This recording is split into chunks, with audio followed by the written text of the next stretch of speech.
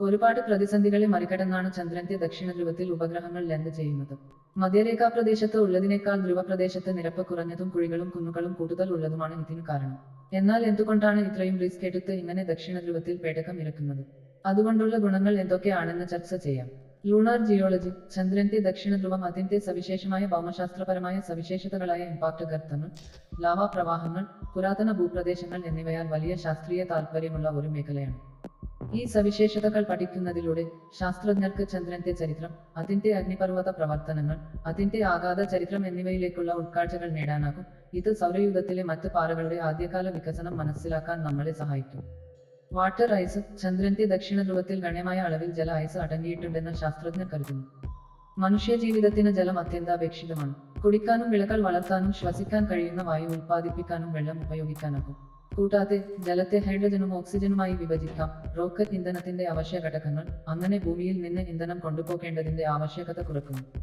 കൂടാതെ ഇത് ജീവൻ രക്ഷാ സംവിധാനങ്ങൾക്കും നിർണായകമാണ്. ചന്ദ്രനിൽ ജലത്തിന്റെ സാന്നിധ്യവും ലഭ്യതയും ഉറപ്പാക്കുന്നത് മനുഷ്യരുടെ സുസ്ഥിര പര്യവേഷണവും കോളനിവൽക്കരണവും സാധ്യമാക്കുന്നതിനുള്ള ഒരു സുപ്രധാന ചുവടുവയ്പായിരിക്കും. സ്ഥിരമായ സൂര്യപ്രകാശം. ചന്ദ്രന്റെ ദക്ഷിണ ധ്രുവത്തിനടുത്തുള്ള ചില പ്രദേശങ്ങളിൽ സ്ഥിരമായ സൂര്യപ്രകാശം അനുഭവപ്പെടുന്നു. മറ്റു ചില പ്രദേശങ്ങൾ സ്ഥിരമായ അന്ധകാരത്തിലുമാണ്. സ്ഥിരമായി നിഴലുള്ള ഈ പ്രദേശങ്ങളിൽ കോടിക്കണക്കിന് വർഷങ്ങളായി തടസ്സമില്ലാതെ തുടരുന്ന ജല ഐസ് അടങ്ങിയിട്ടുണ്ടെന്ന് വിശ്വസിക്കപ്പെടുന്നു. എന്നിരുന്നാലും പ്രകാശിതമായ പ്രദേശങ്ങൾ തുടർച്ചയായ സൗരോർജ്ജ ഉൽപാദനത്തിനായി ഉപയോഗപ്പെടുത്താം. ഇത് സാധ്യതയുള്ള ചാന്ദ്ര അടിത്തറകളും ദൗത്യങ്ങളും ലഭ്യമാക്കുന്നു. ശാസ്ത്രീയ ഗവേഷണം. ചന്ദ്രന്റെ മറ്റ് പ്രദേശങ്ങളുമായി താരതമ്യം ചെയ്യുമ്പോൾ ചന്ദ്രന്റെ ദക്ഷിണ ധ്രുവം താരതമ്യേന പര്യവേക്ഷണം ചെയ്യപ്പെടാതെ തുടരുന്നു. ദക്ഷിണ ധ്രുവത്തിൽ ഇറങ്ങുന്നതിലൂടെ ശാസ്ത്രജ്ഞർക്ക് ചന്ദ്രന്റെ പരിണാമത്തെക്കുറിച്ചും സൗരയൂഥത്തിന്റെ ആദ്യകാല ചരിത്രത്തെക്കുറിച്ചും വിലപ്പെട്ട ഉൾക്കാഴ്ചകൾ നൽകിക്കൊണ്ട് അതിന്റെ തനതായ ഭൂമിശാസ്ത്രം, ഘടന, ചരിത്രം എന്നിവ പഠിക്കാൻ കഴിയും. കോസ്മിക് ചരിത്രം. ചന്ദ്രൻ സൗരയൂഥത്തിന്റെ ഒരു ചരിത്ര പുസ്തകം പോലെയാണ്. അതിന്റെ ഉപരിതലത്തിൽ ചിഹ്നഗ്രഹങ്ങൾ, ധൂമകേതുക്കൾ, മറ്റ് ഖഗോള വസ്തുക്കൾ എന്നിവയിൽ നിന്നുള്ള കോടിക്കണക്കിന് വർഷത്തെ ആഘാതങ്ങളുടെ റെക്കോർഡ് സൂക്ഷിക്കുന്നു. ദക്ഷിണ ധ്രുവത്തിലെ ഗർത്തങ്ങളിൽ പലതിലും ഇതുവരെ സൂര്യപ്രകാശം എത്തിയിട്ടില്ലാത്തതിനാൽ അവിടെ രാസപ്രവർത്തനങ്ങൾ നടന്നിരിക്കാനിടയില്ല. അതിനാൽ വളരെ പണ്ടു മുതൽ ചന്ദ്രനിൽ പതിച്ച ഉൽക്കകളുടെ രാസഘടന ചന്ദ്രമണ്ണിലെ പല അടരുകളിൽ അങ്ങനെ തന്നെ കിടക്കും. ഓരോ അടരിന്റെയും കാലം കൂടി മനസ്സിലാക്കിയാൽ സൗരയൂഥത്തിന്റെ പ്രാചീന ചരിത്രം പഠിക്കാൻ പറ്റിയ ഫോസിലുകൾ ആണ് അവിടത്തെ മണ്ണ്. ചന്ദ്രന്റെ ദക്ഷിണ ധ്രുവത്തിന്റെ പാളികൾ പരിശോധിക്കുന്നതിലൂടെ ശാസ്ത്രജ്ഞർക്ക് സുപ്രധാനമായ കോസ്മിക് സംഭവങ്ങളുടെ ഒരു ടൈംലൈൻ കൂട്ടിച്ചേർക്കാൻ കഴിയും. ഇത് ആദ്യകാല സൗരയൂഥത്തെക്കുറിച്ചുള്ള നമ്മുടെ ഗ്രാഹ്യത്തിന് സംഭാവന നൽകുന്നു.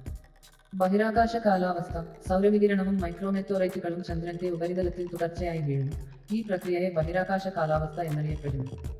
ദക്ഷിണ ധ്രുവത്തിലെ ബഹിരാകാശ കാലാവസ്ഥയുടെ വ്യാപ്തി മനസ്സിലാക്കുന്നത് ഭാവിയിലെ ചാന്ദ്ര ദൗത്യങ്ങൾക്കും ചന്ദ്രനിലെ മനുഷ്യ ഘടനകളിലും ഉപകരണങ്ങളിലും ദീർഘകാല സ്വാധീനത്തിനും വിലപ്പെട്ട വിവരങ്ങൾ നൽകും.